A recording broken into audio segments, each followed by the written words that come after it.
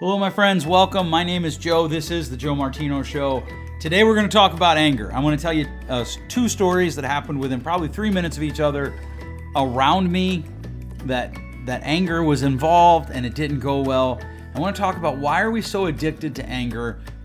What is it with outrage that feels so good?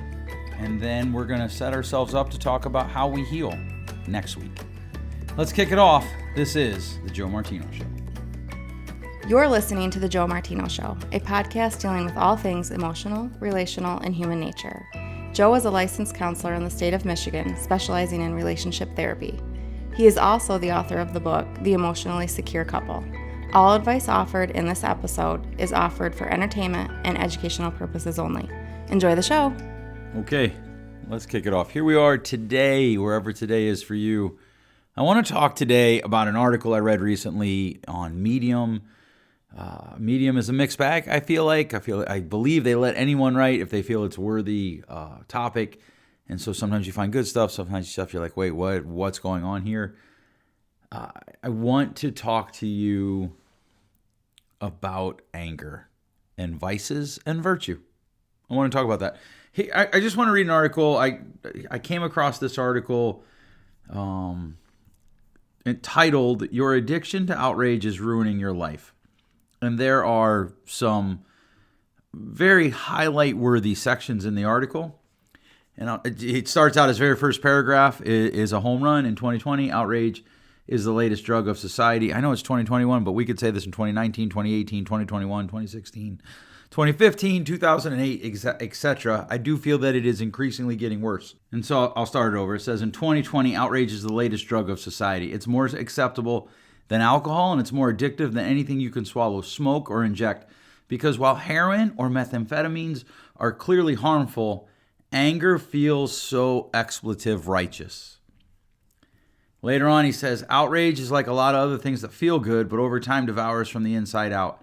And it's even more insidious than most voices because we don't even consciously acknowledge that it's a pleasure. And evidently that's a quote by a guy named Tim Creeder, who I have no idea who he is. He goes on to say, the worst part of this is that it's been weaponized. Our anger has been weaponized.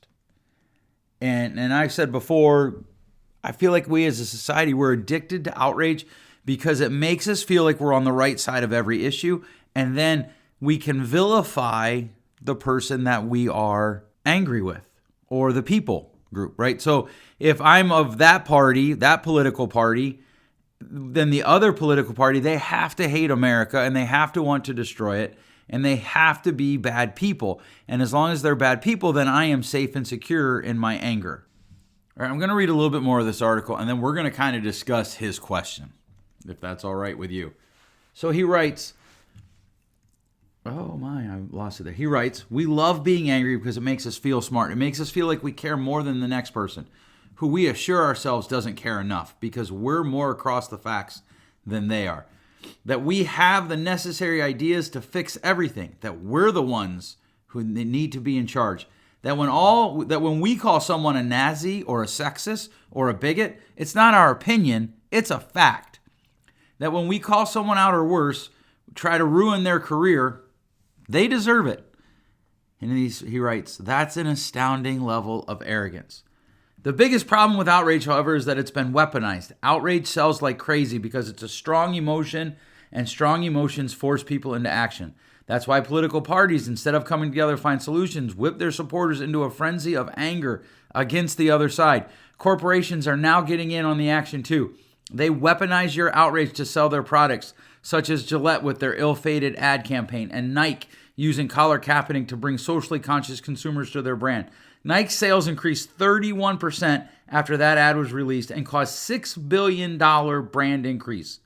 Do you really think they put that ad out there to take a social stand?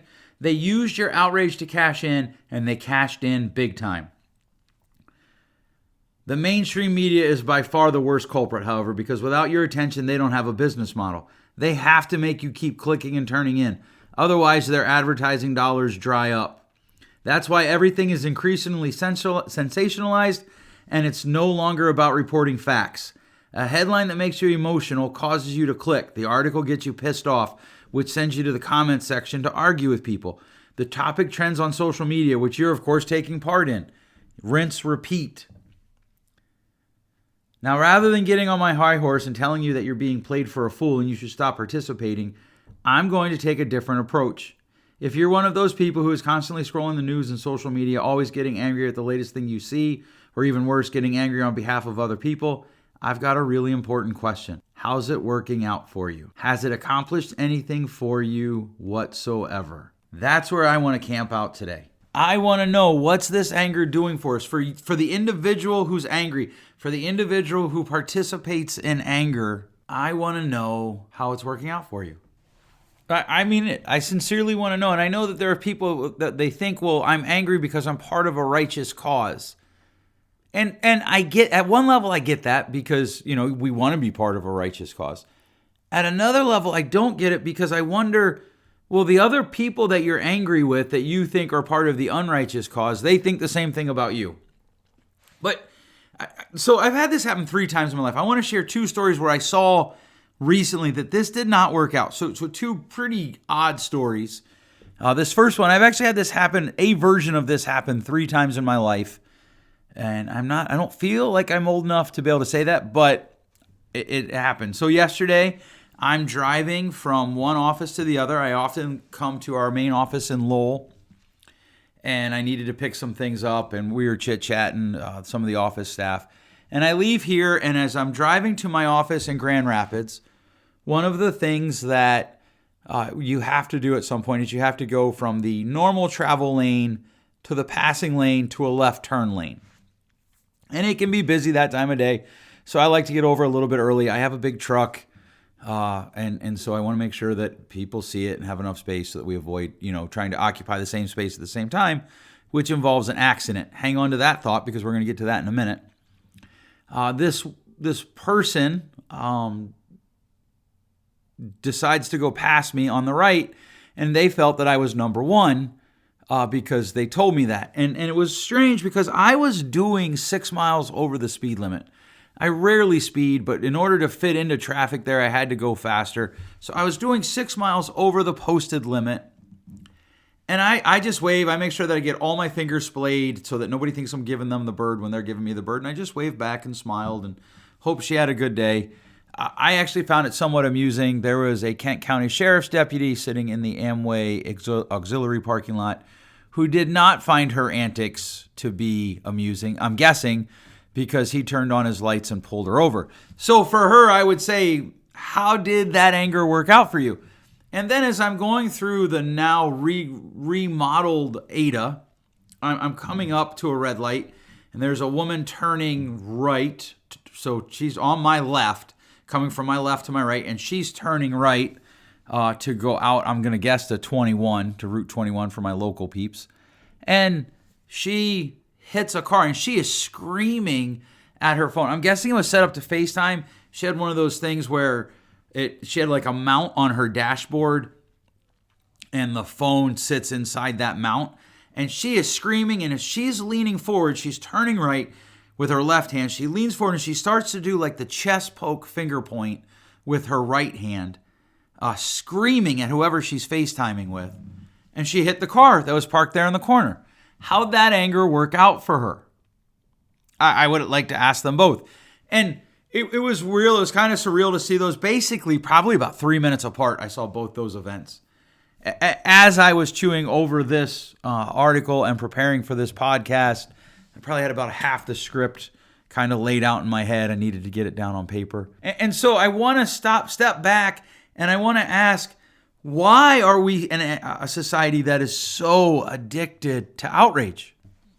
What's interesting is we have the people who have just embraced the anger, and then we have the people who are so afraid of the anger.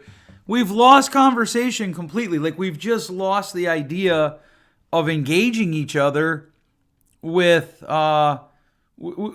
disagreements. My wife and I were talking about it, and we were talking about how a friend of ours had this opinion.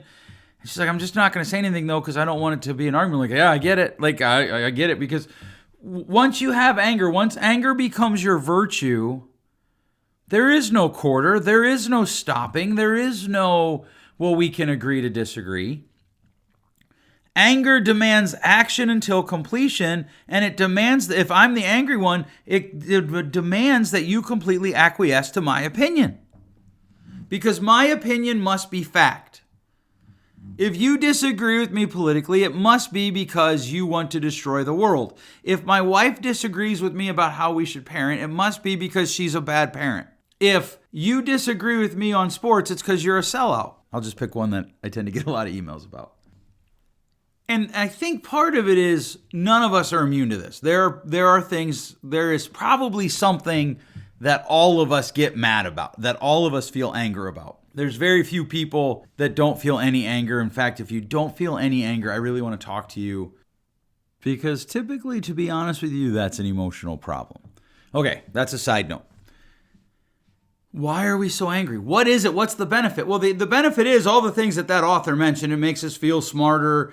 It gives us the ability to act without having to weigh the consequences of our acting. If you want to see this in action, talk to people who vote not because they like the person they're voting for, but because they don't like the other person. And ask them, like, well, what do you like about the person you voted for? And, the thing about politics, and yes, politics can be a whipping horse of mine. I know that's a little bit of a turnoff for some people, but one of the things I love about politics is how we handle politics tends to be a good reflection of how we handle other difficult topics in our society. And one of the things that often happens in politics is I'll ask people, well, who are you voting for? And they'll tell me like, oh, what do you like about that person? And the next 10 minutes are about what they don't like about the other person. It's really strange. But that's kind of how we handle a lot of different aspects of life, a lot of different difficult conversations in life.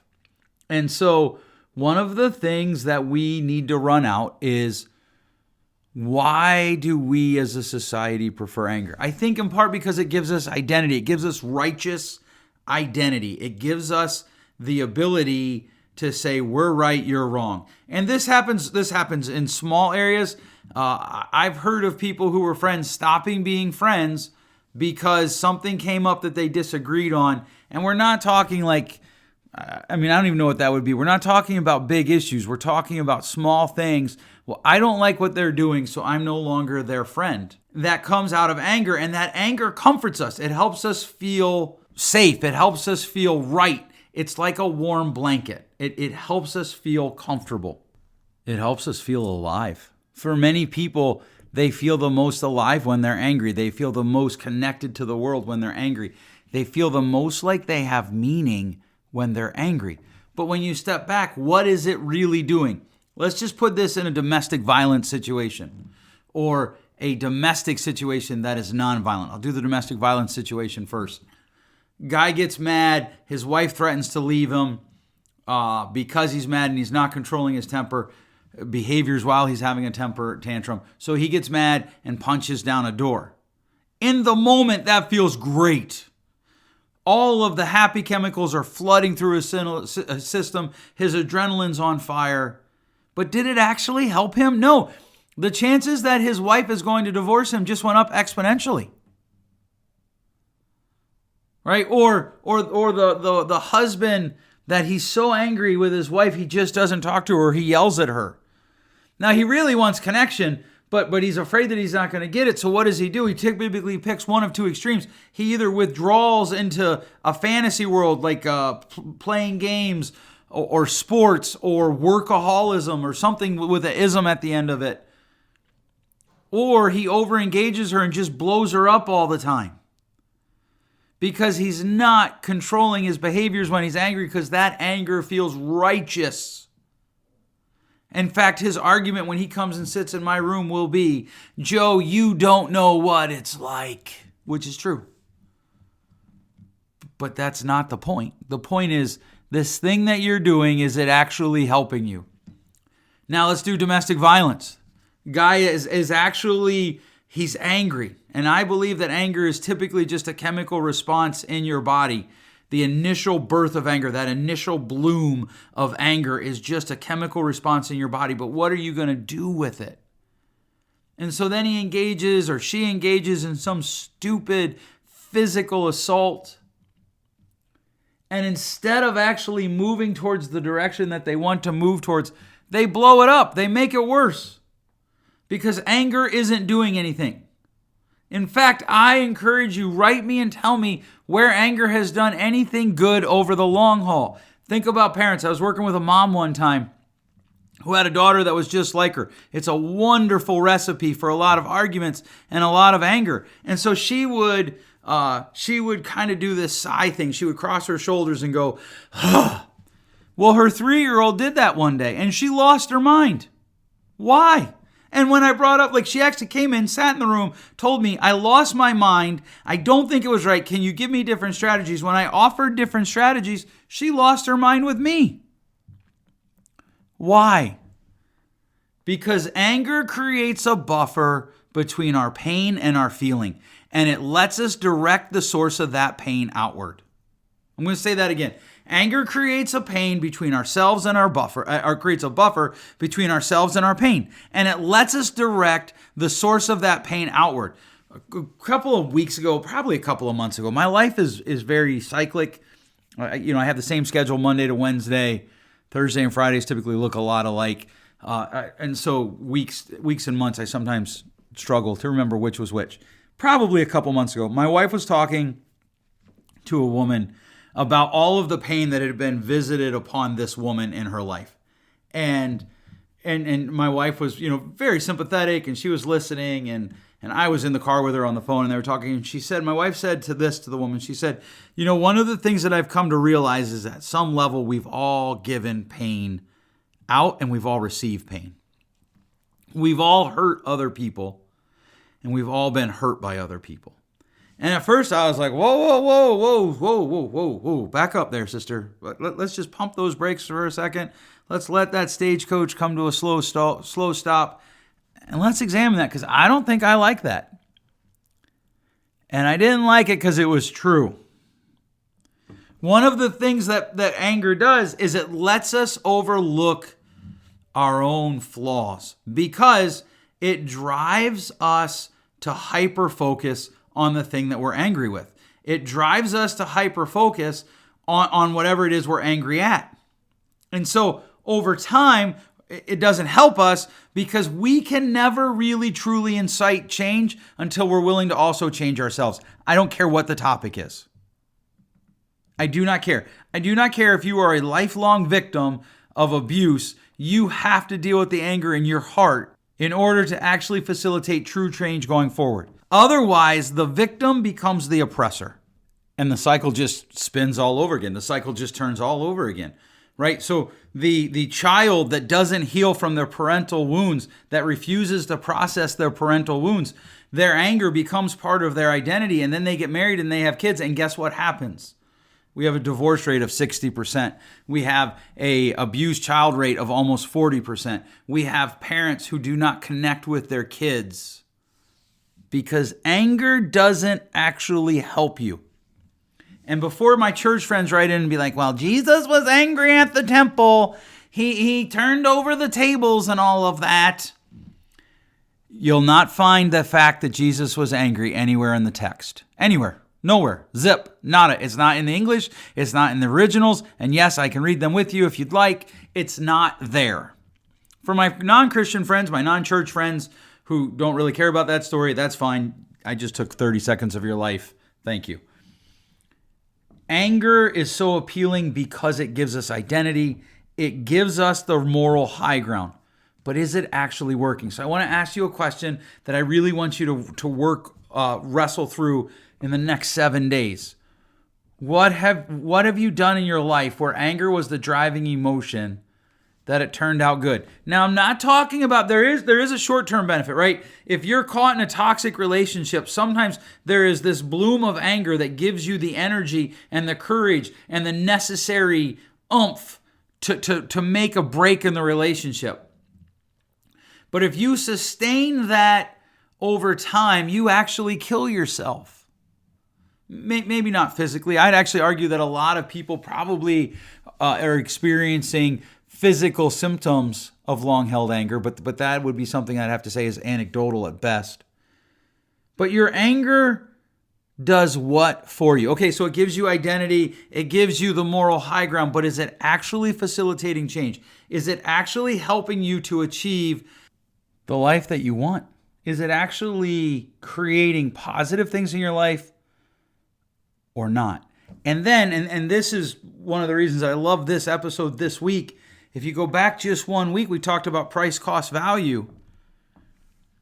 What's the cost? Not the price. What's the cost? What is all of the things that being angry is costing you? So your ex-husband's a jerk. I get it. There are a lot of ex-husbands that are jerks. Your ex-wife is unreasonable. I get it. There are a lot of ex-wives that are unreasonable. A lot of ex-wives that are jerks and a lot of ex-husbands that are unreasonable. Being angry at them is getting what? Is it helping you be a better parent? Is it helping you be a better partner to whoever it is you're dating or married to now? Is it helping you be the better version of you, being angry at them because of that thing they did 6 years ago or 3 years ago or 2 years ago or a year ago or 6 weeks ago? And I'm not saying that we can't experience anger. We should experience anger. There's a difference between experiencing anger and being angry and embracing that anger, running around with it. Recently, I had a conversation with a friend where they said something, and I was like, whoa, what is that? And it was written text only, and so I was like, I don't understand what you're saying. This sounds really mean to me. Not quite what I said, but it's pretty close. And it turns out what the person's saying I actually agree with. No, I could have carried that anger around, not talked to him, had my little righteous, right? And I could have felt alive. That is one of the biggest things when I do anger management counseling with people, one of the biggest things that I hear from them, once we get past all the BS answers that they've learned to give counselors, it just feels so exhilarating. But what's the cost of that exhilaration? What's the cost of what you're getting out of life? What's the cost of that anger? And then how do we solve it? What do we do with anger? I'm actually going to talk about that next week. How do we solve the anger? What do we do with our anger when it comes? How do we not get on the rat wheel of anger? And there are some very clear and easy steps that I think we can take.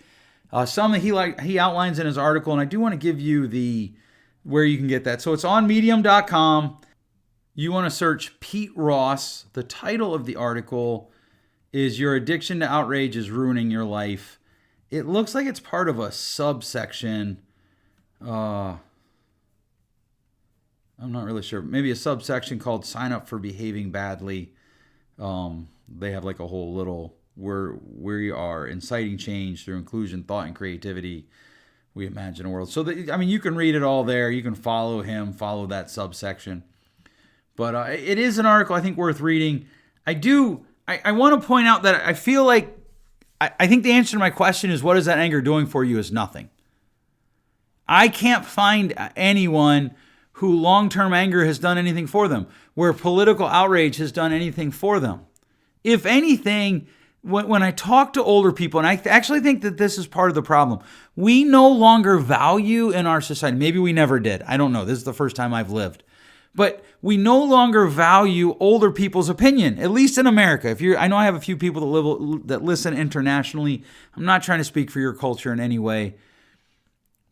But we just don't value what we consider old people. I was just talking to a woman yesterday who has all sorts of skills and tremendous resume. And she's like, I'll just never be able to work again. I'm like, why? She's like, I'm too old. People won't hire me. And I told her, I said, well, I can't be the only one. And I've hired people that have retired. That we just don't look at their age. I can't be the only company that does that. Because older people have a valuable insight. And the more you get to know them, one of the things that you'll hear, one of the things that I hear on repeat from elderly people, and I'm talking like 64 and older there. One of the things that I hear on repeat is, so many of the things that I was angry about, I realized just don't matter. I should have been involved, and I should have tried to work through the cause, but I didn't need to be angry. What it cost me wasn't worth what I got. Price, value, cost. And I think one of the reasons that we don't, or that we embrace anger, is that we aren't willing to listen to the people who tell us it isn't worth the cost, right? We are so hell-bent on learning through our own experiences that we fail to learn from other people's experiences. And by every measure that I can see, that makes us a fool. That makes us fools. And so I think one of the reasons that we embrace anger is we just don't think about the cost of it. We don't listen to the people who have gone before us and who have been enraged with anger and used it and paid a very high cost. We don't engage with them. And if we don't engage with them, we can't learn from them. And then on top of it, it gives us all of those happy drugs that flow through our system. For some people, it's literally like a high. Because they're on the right side, man. They're right. And it allows us to mislabel those who disagree with us as troublemakers. Once you can give people a universally hated label, they're no longer human. You can interact with them any way you want. And we see this all the time. I will chastise my liberal friends for labeling anybody that they disagree with a conservative as a white supremacist. I literally have a friend that is black that's been labeled a white supremacist. That's stupid. That's beyond stupid.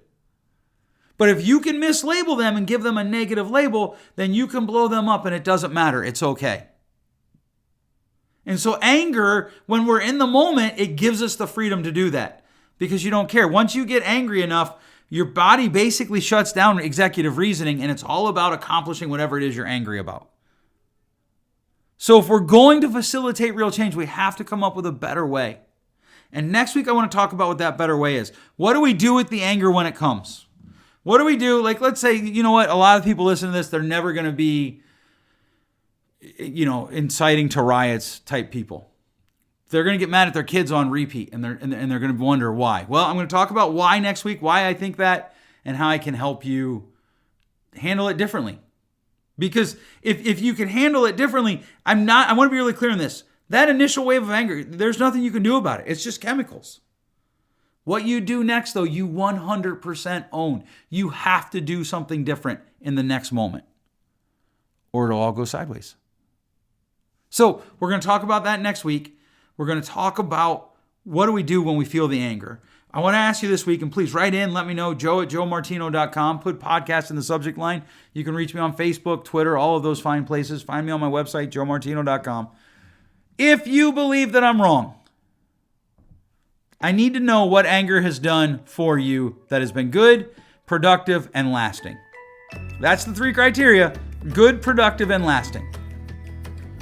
What was your anger? Good, productive, and lasting. If you think I'm right, and you have found ways that you have found useful to work to do something different than engage in long-term anger, what have you found useful? What have you done? What have you found that's helped you? I want to hear about that too because I want to share it with my listeners. All right, thanks so much for listening. We'll catch you next week. Thanks for listening. If you enjoyed today's show, please share with a friend. And hey, give us that rating in your podcast store. Until next time, change possible.